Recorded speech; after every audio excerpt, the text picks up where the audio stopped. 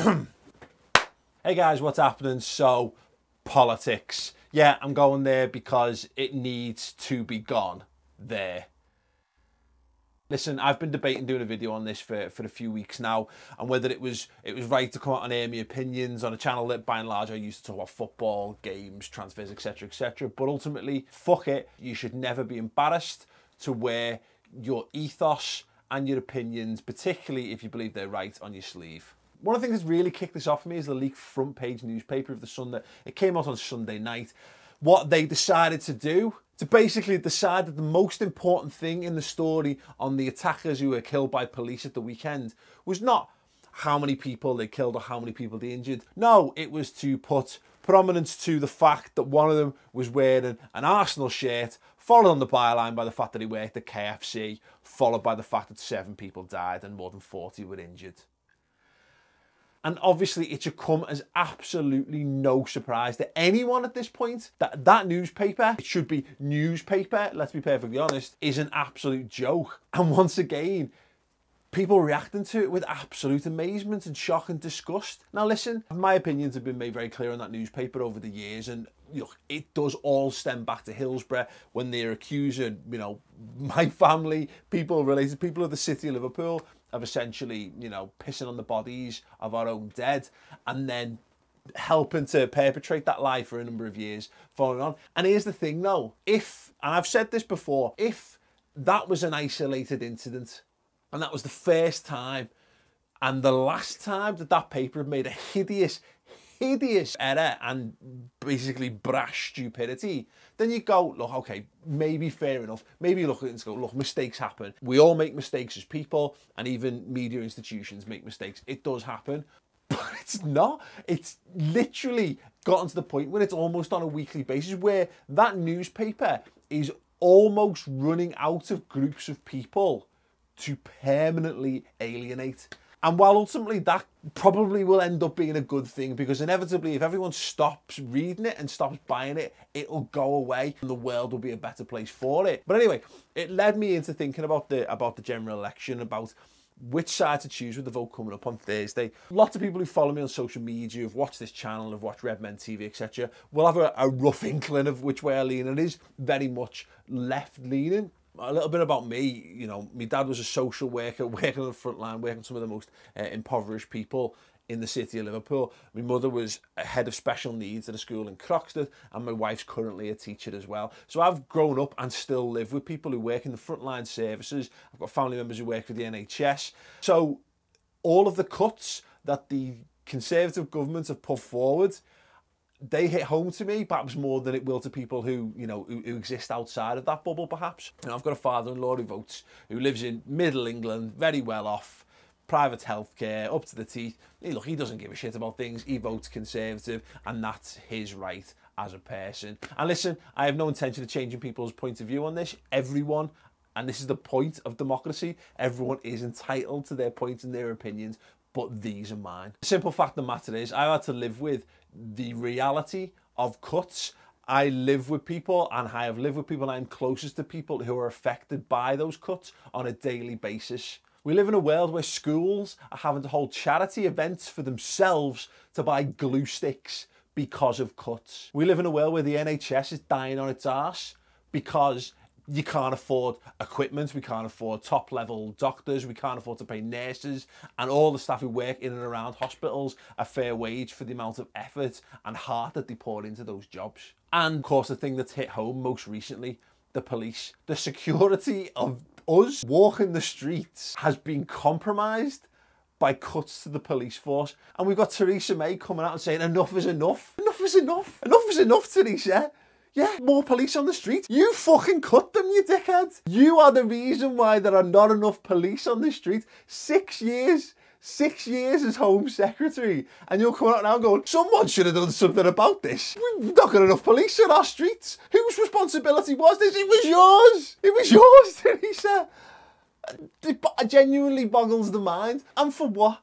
What has austerity got us, really? Where is all this debt that we've supposedly cleared? What are we getting for the money that we're supposedly saving, other than stupid children, unhealthier people, and more people being unsafe and killed on our fucking streets because we haven't got the right number of people to service the positions that we need to have a better functioning society? And who's responsible for that? Is the person who's been Home Secretary for 6 years and became PM off the back of it, without our vote, by the way, and then having the audacity to sit there and talk about the opposition as though they're somehow responsible for it? You're in power. It's your responsibility. For me, when it comes to choosing a side this week, look, I'll be perfectly honest, although my family are historically Labour voters, I haven't always voted Labour. I made the mistake of voting Lib Dem when Nick Clegg took my vote, shoved it up his arse, pulled it out, and then handed it straight to David Cameron and put him in power for a bit. I wouldn't say I am 100% dyed-in-the-wool Labour supporter. I wouldn't. I'm no massive fan of Jeremy Corbyn. I wouldn't say I necessarily agree with every single thing that's been laid out by the Labour Party. No, of course not. But my God, when it comes to these things, I look at who's on which side. Sometimes if you're ever unsure, and I'm not saying I'm unsure, but sometimes you have to look at who's backing what. Sometimes you have to look and see, do they have skulls on the hats? Does that make them the bad guys? Have you ever looked at our caps recently? They've got skulls on them. I don't, sir. Hans, are we the baddies?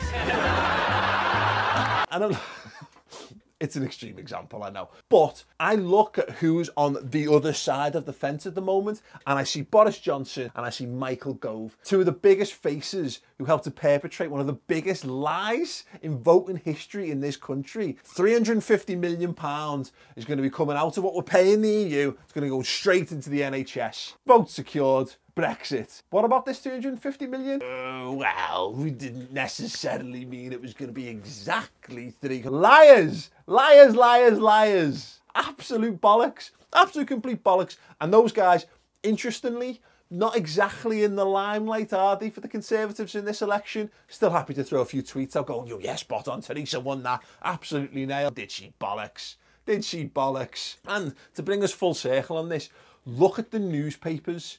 Look at the newspapers that are backing the Conservatives. The Sun want the Conservatives to win. The Daily Mail want the Conservatives to win. Look, I could make a case for or against every single newspaper going right now. It's not like the Mirror is some sort of bastion of journalistic integrity and brilliance. It's not. It's a shit newspaper too. But the Sun is the worst newspaper on the face of planet Earth. And the Daily Mail, even people who read the Daily Mail know that it's almost a parody of itself at this point. The Daily Mail is a dangerous rag. I got a Tory father-in-law who reads the Daily Mail, and even he knows how dangerous that newspaper is. And so when you're stepping into a war and you're stepping into a battle and you're looking who's on your side, turn and have a little bit of a closer look. Look at some of the guys on either side. And look, and I'm not suggesting for a single second that everyone on the side of Labour is perfect. I know guys who live in Sheffield who are fighting tooth and nail against the Sheffield-led local government there, who are absolutely grinding areas of that city into the ground.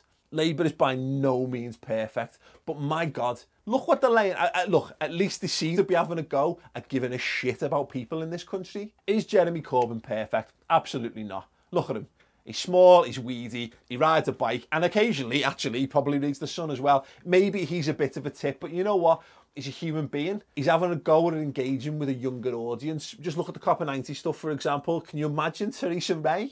Can you imagine Theresa May on COP90? Poet and Vouge just chilling with Theresa May, the fucking robot. The Lego-haired, weird-faced robot. At least Corbyn is trying to get a younger generation of people to vote, which they should be, and has the bottle to step up in front of an audience, in front of people who are professionally trained to grill politicians and stand up for what he believes in and debate his politics, debate his ideas and debate his ideals. Theresa May chose to send a woman who just lost her dad to stand in her stead and be slaughtered by 6 other politicians on live TV. How much of a dickhead or absolute potential disaster of a human being and politician must you be if you're not going to those debates yourself? Have a think about that for a second. Jeremy Corbyn, for all his rights and wrongs of the past, present or future, is at least an old school left-wing guy. He cares about social services, and that means more police on the street, making us safer, better funding for the NHS, better funding for our schools and for our children. And ultimately, rightly or wrongly, when the general election vote comes around this Thursday, I will be voting for the Labour Party. Whether it's right or wrong, it's just my opinion on politics in Britain at the moment, for what it's worth. Cheers. 6 years. 6 years as Home Secretary. 20,000 police. Cut.